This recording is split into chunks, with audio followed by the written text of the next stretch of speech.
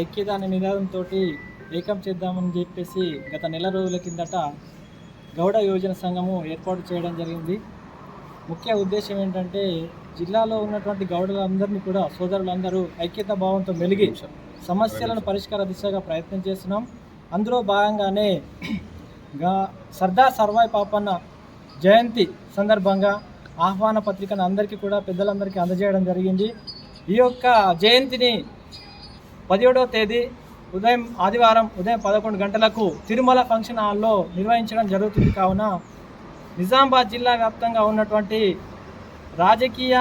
గౌడ రాజకీయ బంధువులు, అలాగే విద్యావంతులు, అలాగే యువకులు అందరూ కూడా ప్రత్యక్షంగా పాల్గొని సర్దార్ సర్వాయి పాపన్న 375వ జయంతి ఉత్సవాలను ఘనంగా జరుపుకొని విజయవంతం చేయవలసిందిగా గౌడ సోదరులందరినీ ప్రత్యేకంగా ఆహ్వానంగా ఈరోజు పిలుస్తూ వాళ్ళందరినీ కూడా ప్రత్యేకంగా రావాలని కోరుకుంటూ మా యొక్క ఆహ్వానాన్ని అందజేస్తున్నాము. ఆడు అందని వారు ఇంకెవరైనా ఉంటే ఈ యొక్క అంటే ప్రత్యేకంగా కుల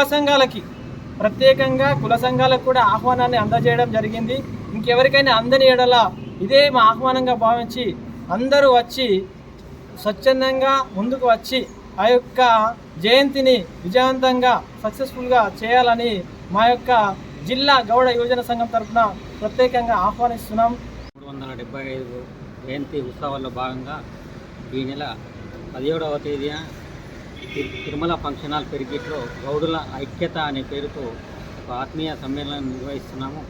దీని ముఖ్య ఉద్దేశం ఏంటంటే తరాలు మారిన ఈ గౌడ వృత్తి అదే బాధలు, అదే కన్నీళ్ళు, అదే ఆవేదనతో ఒక పక్క ప్రభుత్వము చిన్నచూపు, వాళ్ళు ఇచ్చిన హామీలు ప్రకటనకే పరిమితం తప్ప ఒక్క గౌడు కూడా బాగుపడింది లేదు. ఇదిగాక ఇంకో పక్క వీడీసీల దౌర్జన్యాలు ఎదురిస్తేనేమో కుల బహిష్కరణ.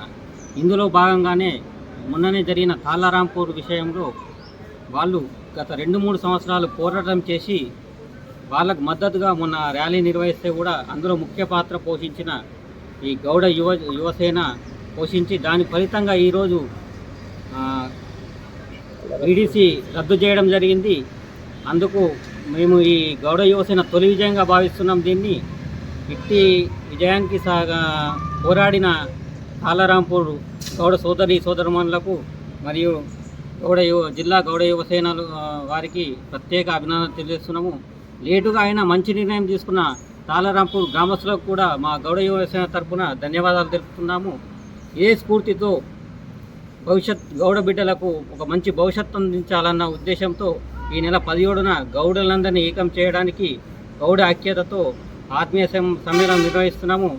ఇట్టి సమ్మేళనానికి గౌడులకు సంబంధించిన ప్రముఖులందరూ విచ్చేసి మేము ఎలా ముందుకు సాగాలి, ఏం చేస్తే గౌడ బిడ్డలకు మంచి జరుగుతుందన్న సలహాలు, సూచనలు ఇచ్చి మమ్మల్ని ముందుకు నడిపియాలని నిజామాబాద్ జిల్లాలో ప్రతి గ్రామంలో ఉన్న గౌడ బిడ్డలందరూ తరలిరావాలని కోరుతున్నాము. ప్రతి మండల కమిటీలతో ప్రతి గ్రామంలో ఆహ్వాన పత్రికలు పంచడం జరిగింది. కానీ ఎవరికైనా రాకపోతే ఇదే ఆహ్వానంగా భావించి, ఇది ఎందుకంటే మన గౌడుల పండగ కాబట్టి ప్రతి ఒక్కరూ తరలిరావాలని కోరుకుంటున్నాము.